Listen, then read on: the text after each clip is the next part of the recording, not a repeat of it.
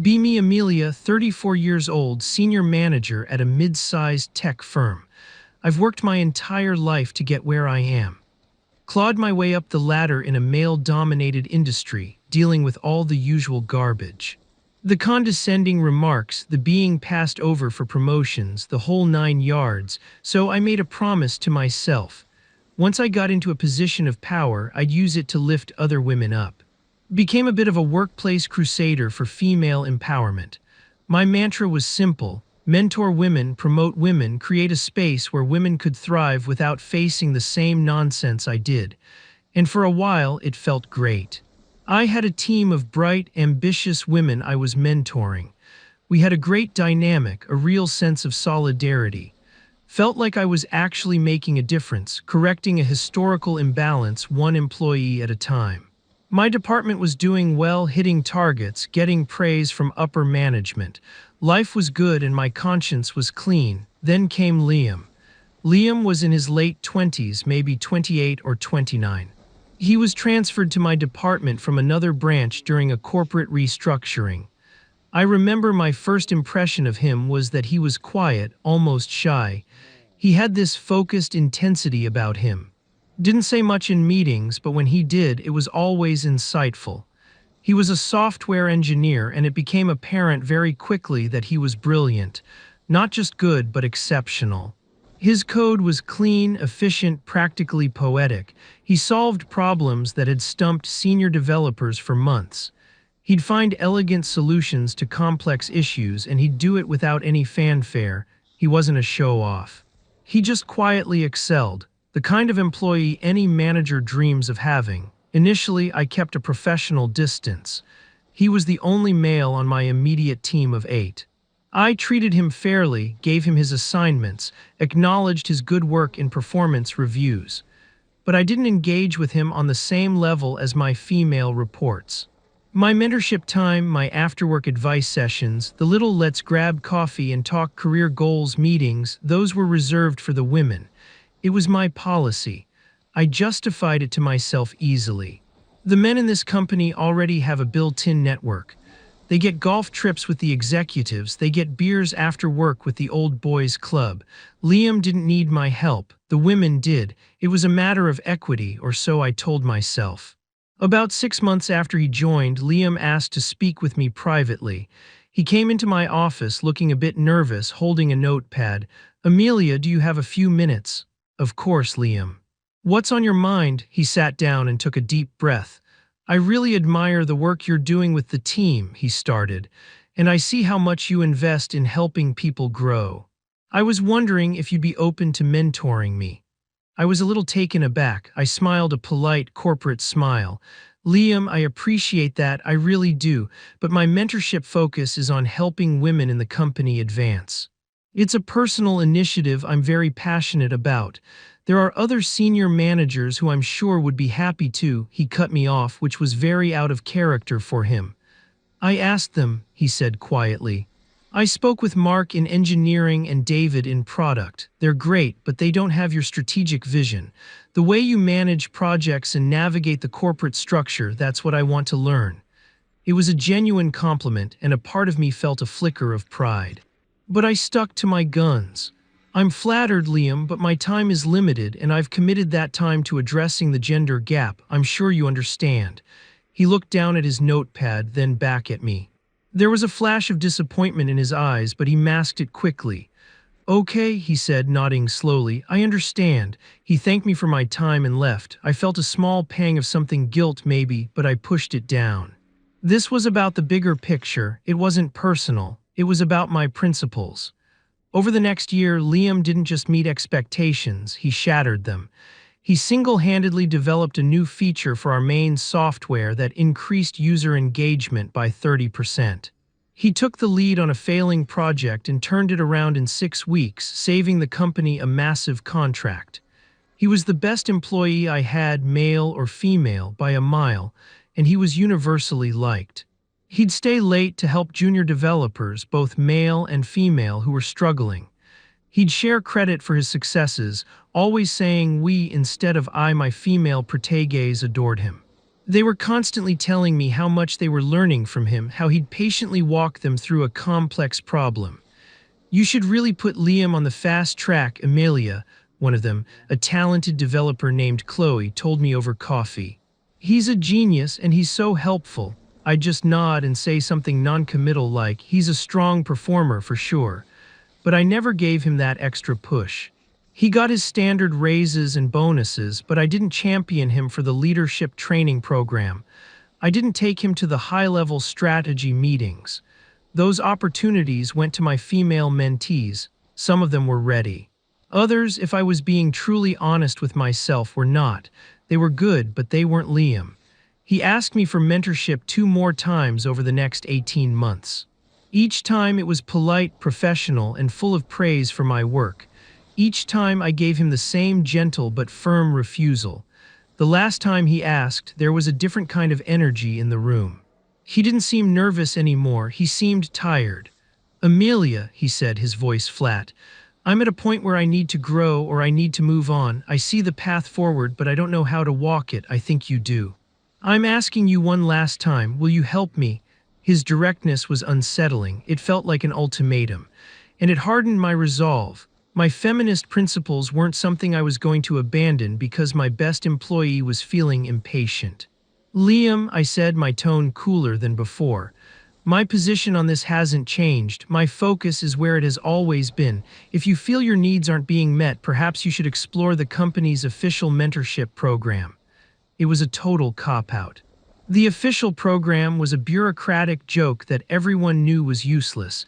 He just stared at me for a long moment. Then he gave a small, almost imperceptible nod. "Okay," he said, his voice devoid of any emotion. "Thank you for your time, Amelia." He stood up and walked out of my office without another word. That conversation felt different. It felt final. A little voice in the back of my head screamed that I was making a huge mistake. But the louder voice, the one fueled by years of righteous indignation, told me I was holding the line. I was doing the right thing. 2 weeks later, my boss, a senior vice president named Robert, called me into his office.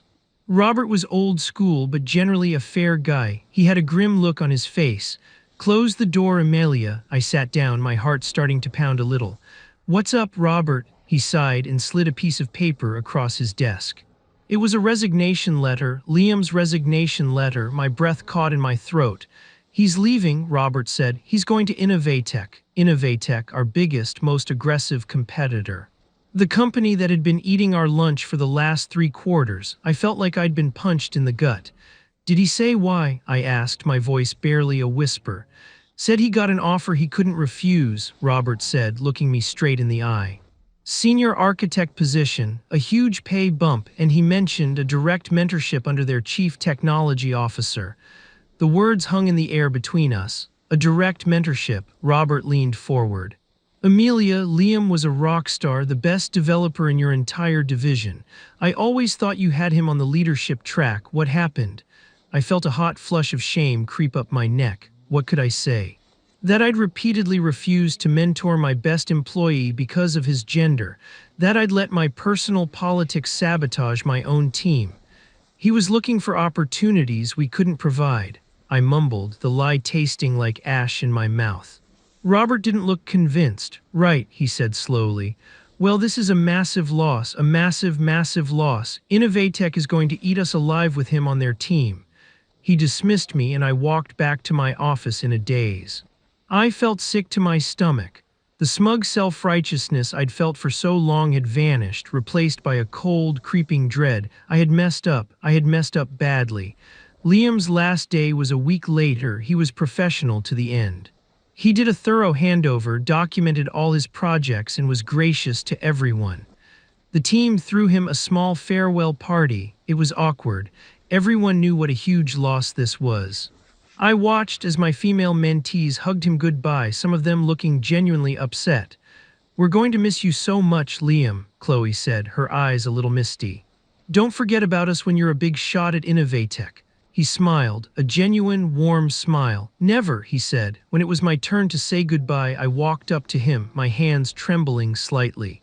Liam, I wish you the best of luck, I said, the words feeling hollow and inadequate. He looked at me, his expression unreadable. Thank you, Amelia, he said. I learned a lot here. There was no anger in his voice, no resentment. Just a kind of calm finality, and that somehow felt worse than if he'd yelled at me. It felt like he had already written me off, like I was no longer relevant to his story. He walked out the door, and I felt like a vital piece of my department's foundation had just crumbled to dust. The aftermath of Liam's departure was slow, then sudden. For the first couple of months, we managed.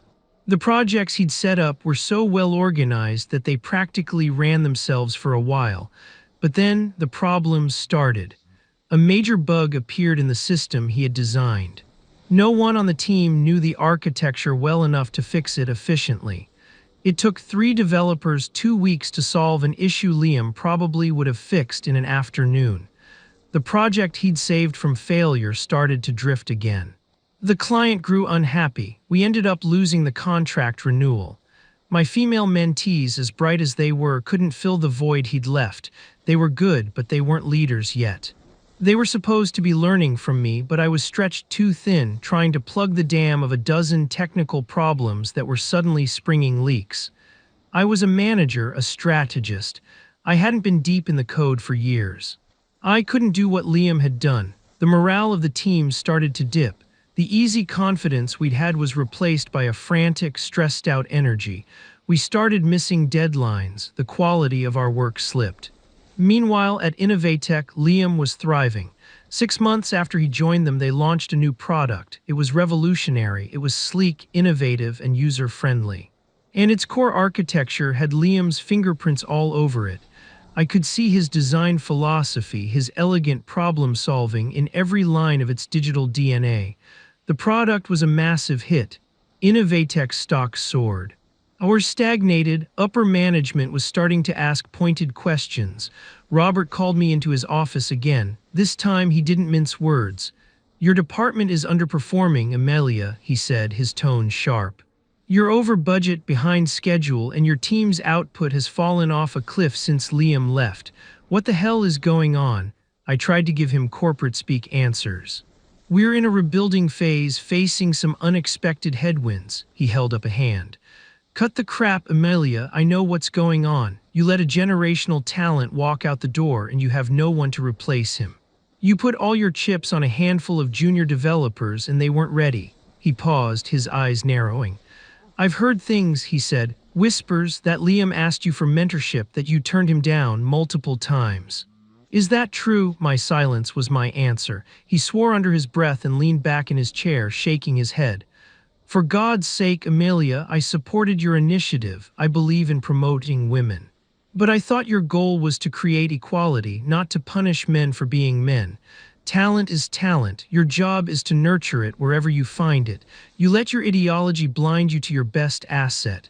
Every word was a hammer blow. Because he was right. He was 100% right. "Fix it," he said, his voice cold. "Turn this ship around or I'll find a captain who can." I left his office feeling completely shattered. I went home that night and just sat on my couch in the dark. I replayed every conversation with Liam in my head, his polite requests, my condescending dismissals, the look of disappointment in his eyes, the quiet resignation in his voice the last time we spoke. I had been so sure I was on the right side of history. I thought I was being a champion for the underdog, but I hadn't been a champion. I'd been a gatekeeper. I hadn't been creating equality. I'd been practicing reverse discrimination. I'd let a rigid black-and-white ideology prevent me from seeing the person right in front of me. A talented, ambitious, respectful person who just wanted a chance to learn, and I had denied him that chance. Not because he was unworthy, but because of his gender. The irony was sickening. I had become the very thing I'd spent my career fighting against.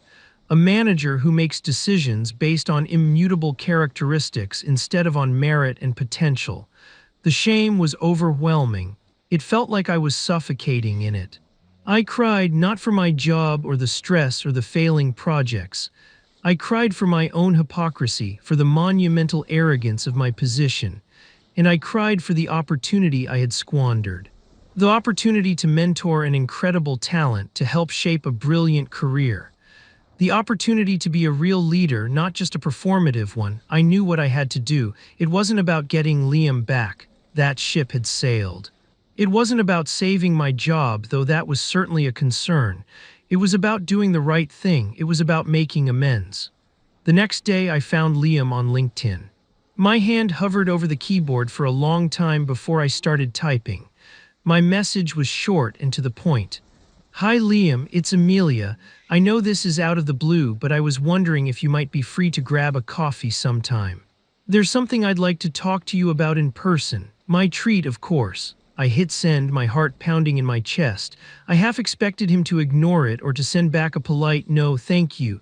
To my surprise, he responded within the hour. Hi Amelia, sure I could do that. How about next Tuesday morning?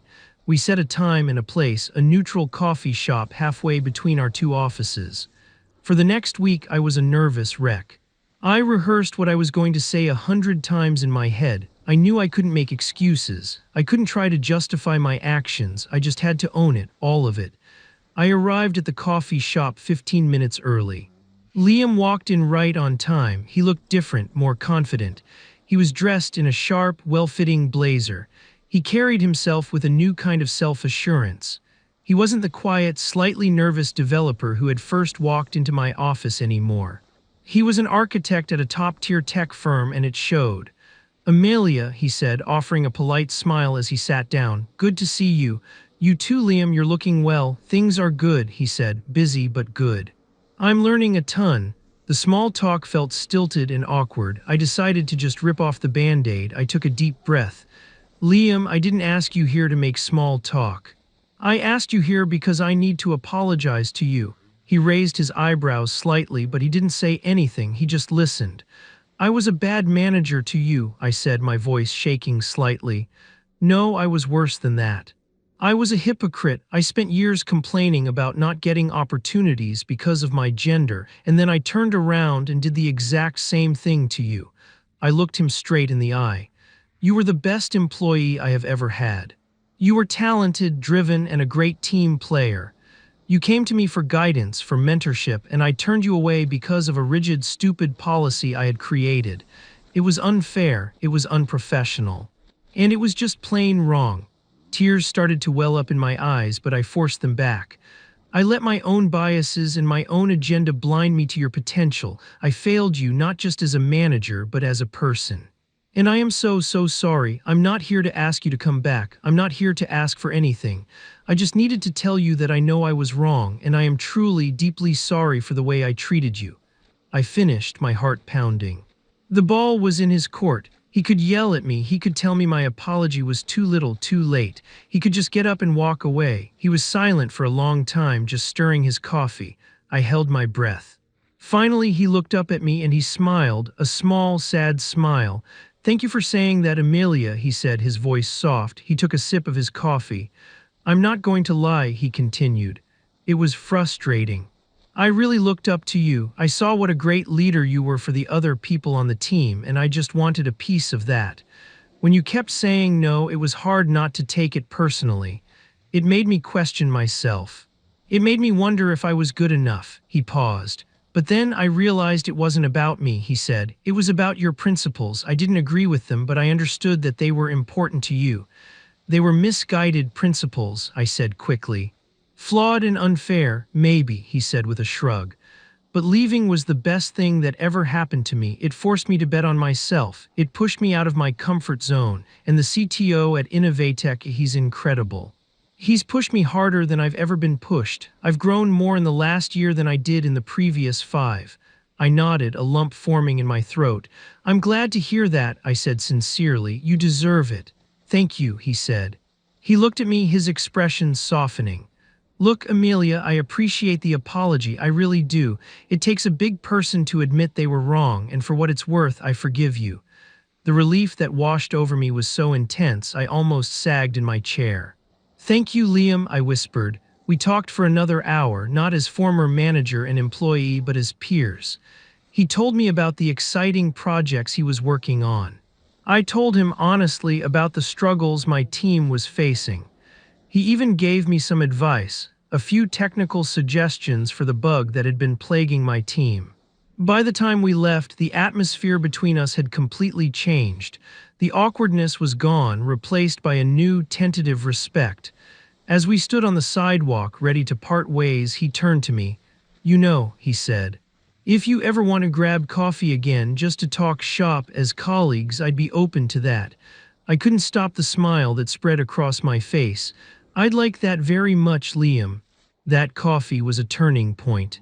Not just with Liam, but for me. I went back to the office with a new sense of purpose. Robert's threat was still hanging over my head, but for the first time in months, I felt like I had a path forward. I called a meeting with my entire team.